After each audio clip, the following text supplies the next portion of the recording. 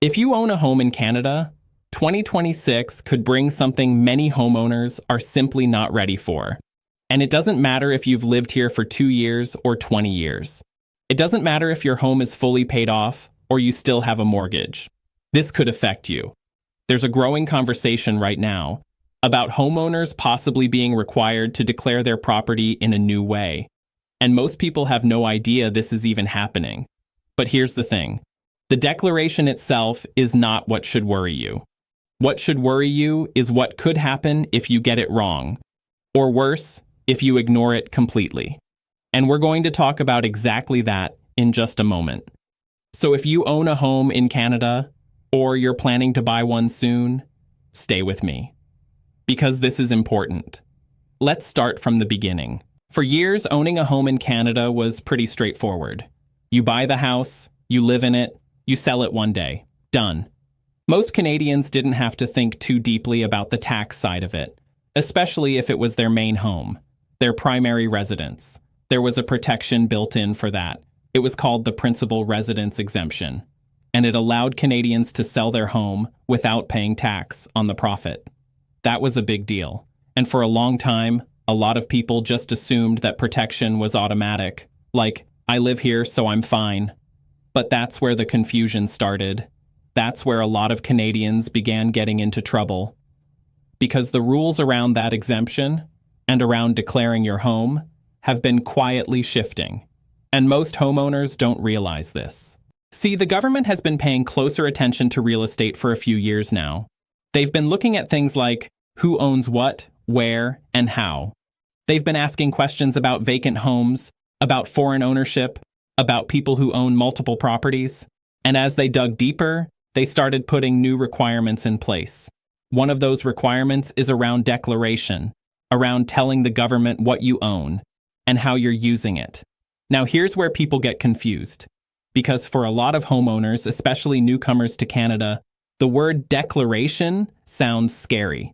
It sounds like something complicated, something that could get you in trouble if you do it wrong. And honestly, it can, but only if you don't understand what it means. Which province are you watching from? Drop it in the comments, because some of this can look a little different depending on where you are in Canada. So let's break it down in plain language. When the government talks about declaring your home, what they basically mean is telling them about your property in an official way, either through your tax return, through a specific form, or through a local municipal process.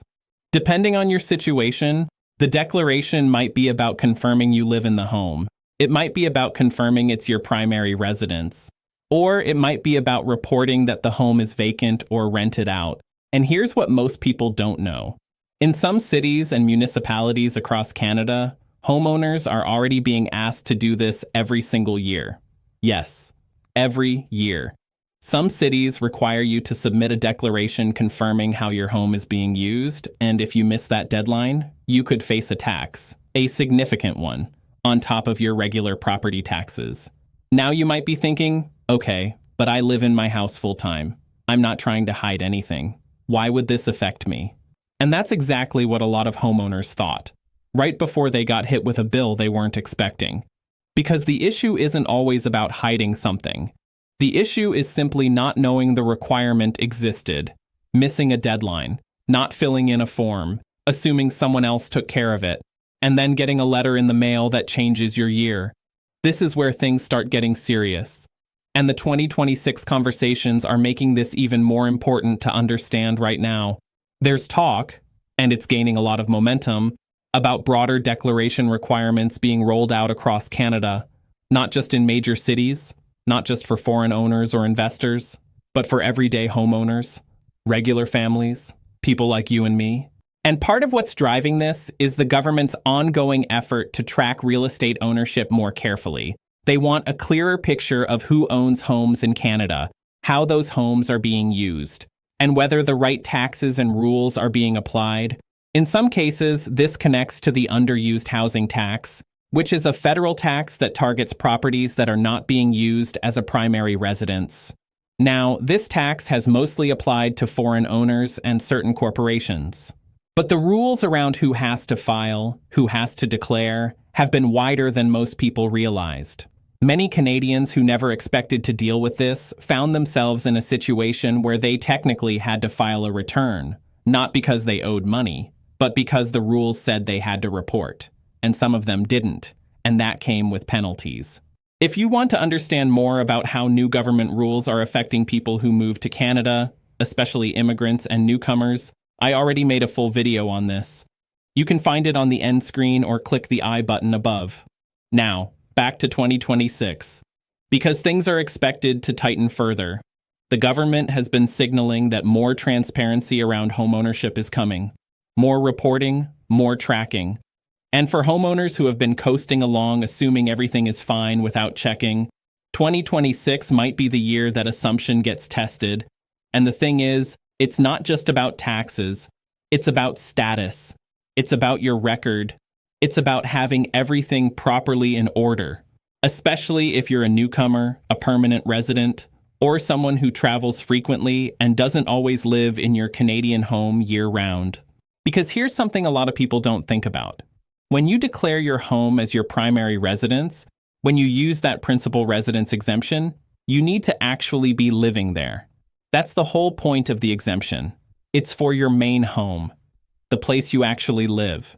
If the government starts looking more closely at ownership records, at travel history, at who is claiming what, and they find that someone claimed their home as a primary residence but wasn't actually living there most of the year, that could be a problem. A real one. This is where people get into trouble without ever meaning to. If this is making sense so far, hit the like button. It really helps get this information out to more Canadians who need it. So let's talk about what you should actually do. Because I don't want to just leave you worried. I want to leave you prepared. The first thing, and this is probably the most important, is to find out what declaration requirements apply to your specific city or municipality. Not all of Canada is the same. Some cities have very specific annual property declaration programs. Others don't, but the ones that do, they're serious about it. And missing it, even once, can have a financial consequence. So if you own a home in a major Canadian city, Toronto, Vancouver, Ottawa, Calgary, Edmonton, just do a quick search. Look up your city's name plus home declaration or property declaration 2026. Find out if there's a program in your area. Find out the deadline. Mark it in your calendar. Seriously, that one small step could save you hundreds of dollars, maybe more. The second thing to do, and this is especially important if you're a newcomer or a permanent resident, is to talk to a tax professional, not just a general accountant, someone who specifically understands Canadian real estate rules. Because the rules around the underused housing tax, the principal residence exemption, and the newer declaration requirements, they're not always easy to figure out on your own. A lot of people try to do it themselves and end up making a mistake, not because they're not smart, but because the rules have a lot of small details that matter, and a small mistake on a form can lead to a notice from the government that you really don't want. And look, I'm not saying this to scare you. I'm saying it because getting proper advice once is almost always cheaper and less stressful than dealing with the consequences later.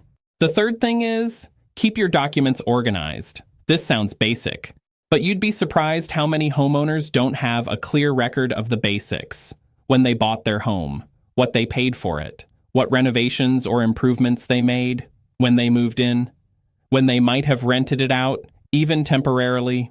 All of this matters, especially when it comes to calculating whether you qualify for the full principal residence exemption when you eventually sell. If you can't prove the details, you could lose some of that protection. And on a home that has gone up in value, which most Canadian homes have, that could mean a significant tax bill.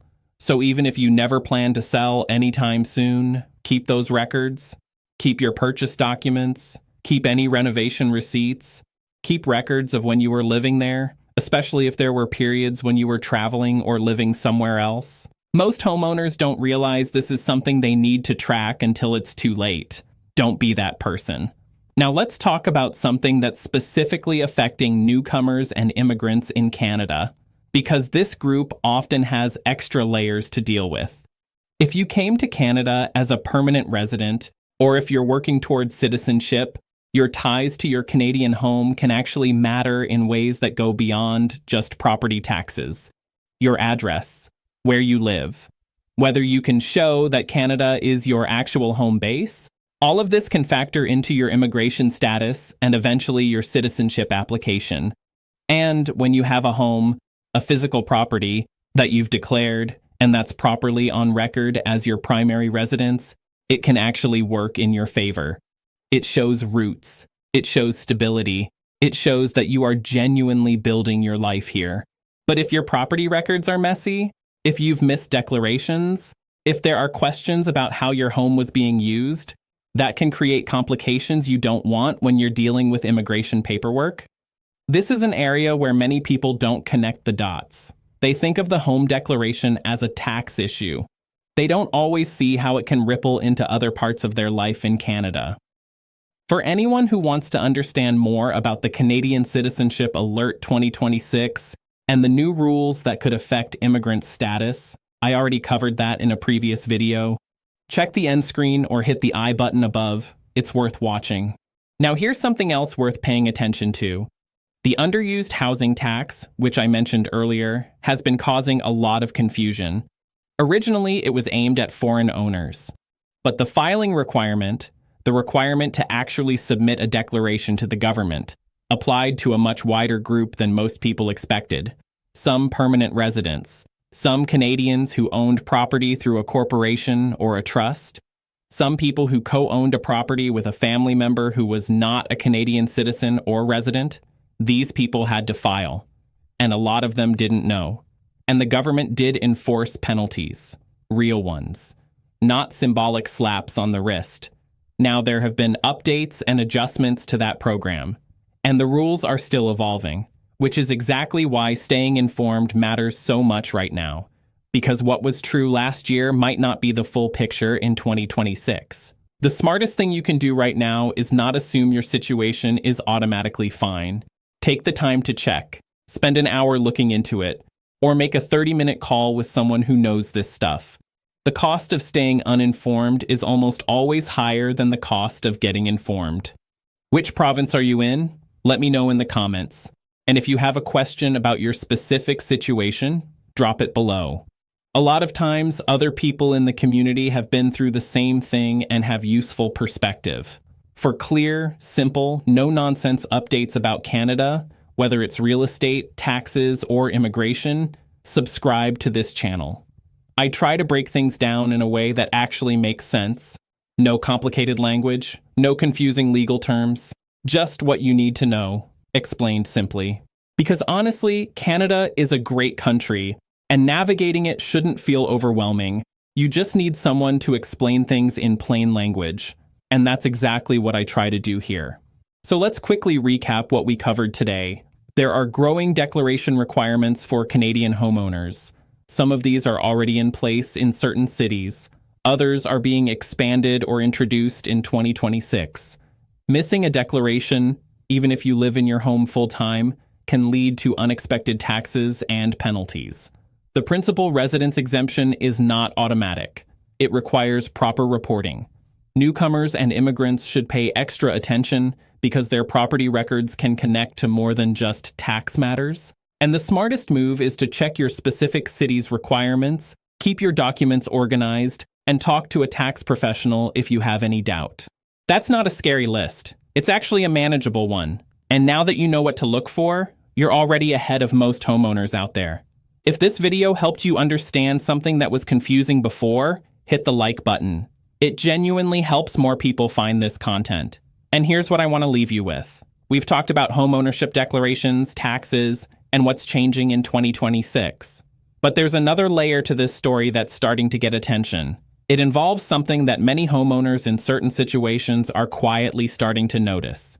And it has to do with how their property records interact with other major life decisions in Canada. In the next update, there's something else homeowners are starting to pay attention to. And it could be just as important as everything we talked about today. Stay tuned. You don't want to miss it.